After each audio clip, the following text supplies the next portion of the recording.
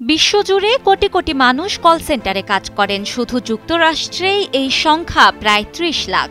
Mobile phone নষ্ট হওয়া থেকে শুরু করে অনলাইন অর্ডারের যে কোনো ঝামেলা সহ গ্রাহকদের নানা প্রশ্ন ও সমস্যার সমাধান দেন তারা। এই কাজ অনেকের জন্যই এক ধৈর্যের পরীক্ষা। গবেষণার তথ্য অনুযায়ী প্রায় অর্ধেক কল সেন্টার কর্মী ১ বছরের মধ্যেই চাকরি ছেড়ে দেন। মানসিক চাপ ও একঘেয়েমিকেই এর মূল কারণ বলে মনে করা হয়।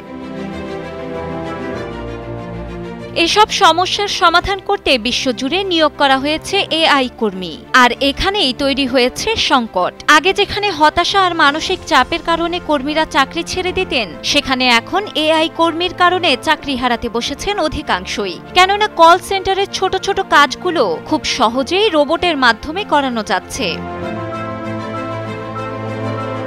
কোনো হেল্পলাইন কল করলে আপনি নিশ্চয়ই সেলসের জন্য ১ চাপুন, সার্ভিসের জন্য ২ চাপুন এ ধরনের বাক্য শুনতে পারেন। বর্তমানে এই কাজের পাশাপাশি বহু সাধারণ কাজের দায়িত্ব নিচ্ছে এআই, যার কারণে ইতোমধ্যেই চাকরি হারিয়েছেন অনেকেই।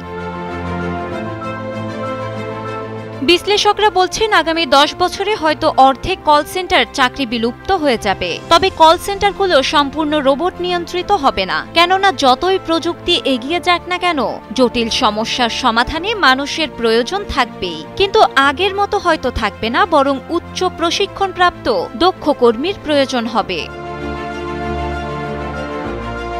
গবেষণার তথ্য অনুযায়ী সুইডেনের ফিনটেক প্রতিষ্ঠান কেলার্না ২০২৪ সালে তাদের ৩,০০০ কর্মীর মধ্যে ৭০০ জনকে ছাঁটাই করে এআই চালু করে। এতে খরচ কমলেও দেখা যায় পরিচয় চুরি বা জটিল লেনদেন সহ সব সমস্যার সমাধান এআই করতে পারছে না। ফলে ২০২৫ সালের শুরুতে প্রতিষ্ঠানটি আবার কয়েকজন দক্ষ কর্মী নিয়োগ দেয়।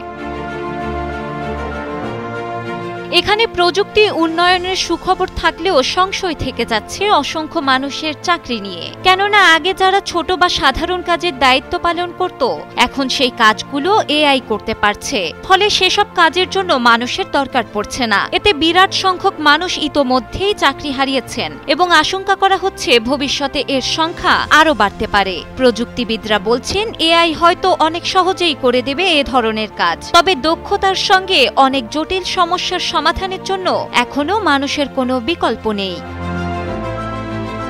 ডেস্ক রিপোর্ট, সময়ের আলো।